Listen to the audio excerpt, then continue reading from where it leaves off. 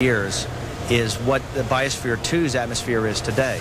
We have extraordinarily high CO2, we have very high nitrous oxide, we have high methane, and we have lower oxygen content. And so the power of this place is allowing those scientists who are really involved in the study of global change, and which in the outside world of Biosphere 1 really have to work with just computer simulation. This actually allows them to study and monitor the impact of enhanced CO2 and other greenhouse gases on humans, plants, and animals. Very successful, very heroic people. The second crew was 6.5 months, and now the mission that we're on now is really more of a real-time science. Bernd and the operations people and our engineers are bringing this up to a level of control that has a very tight bandwidth of being able to control the atmosphere and the water, all of that, so we can do long-term scientific experiments. Yeah, also just to add to it, Biosphere 2 is much smaller than our planet, so all the systems here work on a much faster, more rapid time scale. The recycling, for example, is much faster from a molecule in the air going through the water back into the air, the cycle. So we are much, it's an accelerated cycle in terms of recycling, which gives you then the power to measure actually what happens. Like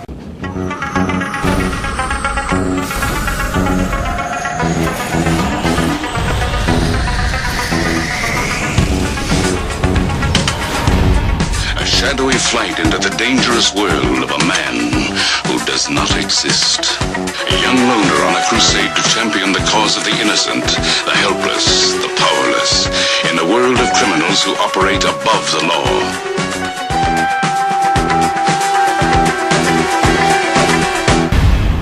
Hey, it's me. Welcome to Trump Mafia. Now, some people get very triggered when I talk about Steve Bannon. And that's fine, I understand that. And of course that means that I'm going to talk about it even more, right? You get triggered? Okay, now this is happening. I do have a poll out in the community section of this channel. You can find it by going to the home page. There's a poll out there about Steve Bannon. Is he a liability? Is he an ass?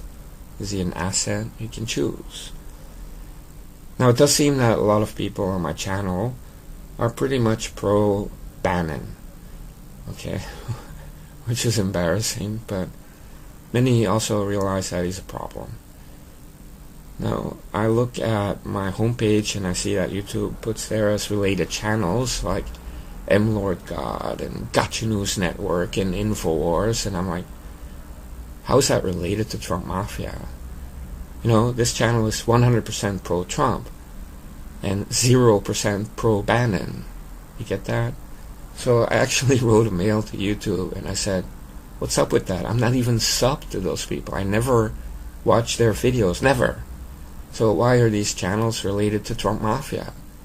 And they said it's automatic, that there's never any manual intervention, that it's based on the algorithm, like who my subs are and the metadata and the subjects. And so yeah, it makes sense. A lot of people from Infowars or those channels, they happen upon my channel and sub, so whatever, it doesn't really matter. But I will talk about Steve Bannon, not that I want to. I don't even want to talk about Trey Gowdy or Hillary or Obama.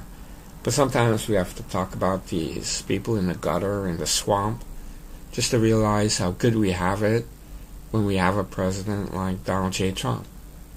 And so Steve Bannon, really, I've exposed him, starting a company with Harvey Weinstein. Yeah, that Harvey Weinstein. For years, the DVD company, they even made a movie about trannies, okay? So we're talking about Steve Bannon being in Hollywood.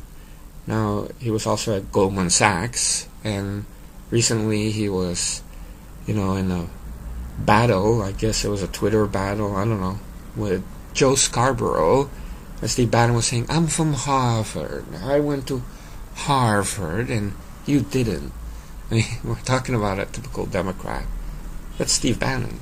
I went to Harvard. And so here's another gem, which is Steve Bannon is a global warming climate change minister talking about the carbon footprint and, oh no, the gases and we're all gonna die. And there's something about these Greenpeace people, you know, watermelons. Okay, green for the environment on the outside and communist red on the inside. Watermelons. Steve Bannon is a watermelon. And so he's there talking about, ooh, the plants, and let's live in a commune and eat beans that we made ourselves and lettuce and eat food that rabbits eat. And on top of all of that, I mean, forget this global warming stuff and Hollywood Harvey Weinstein DVDs.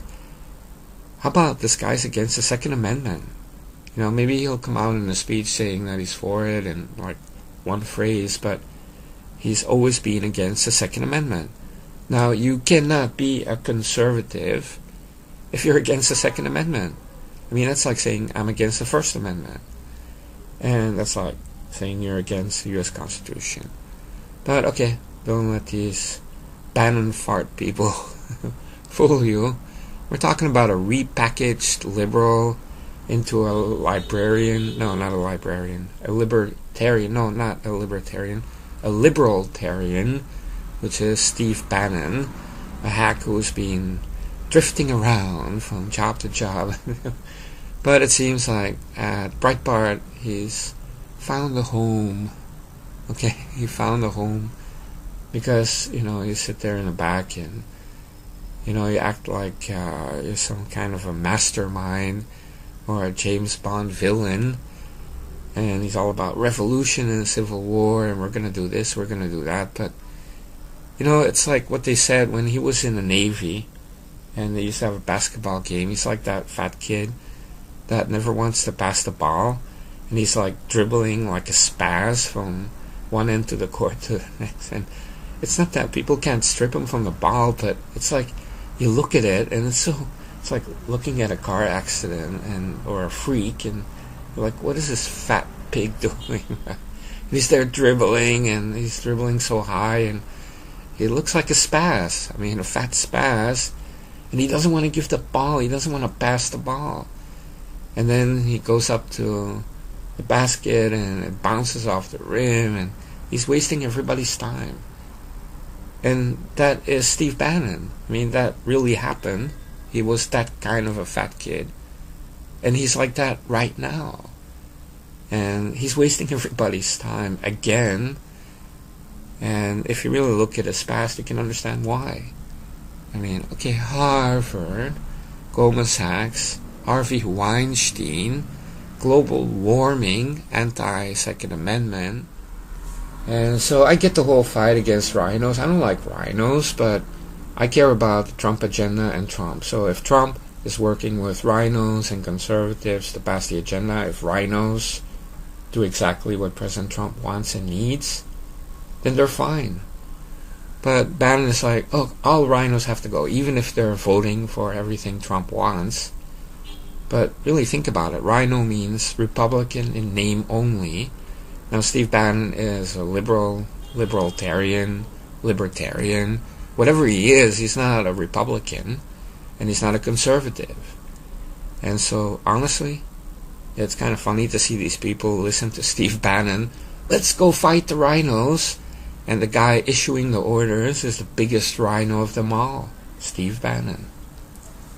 Hey, all right.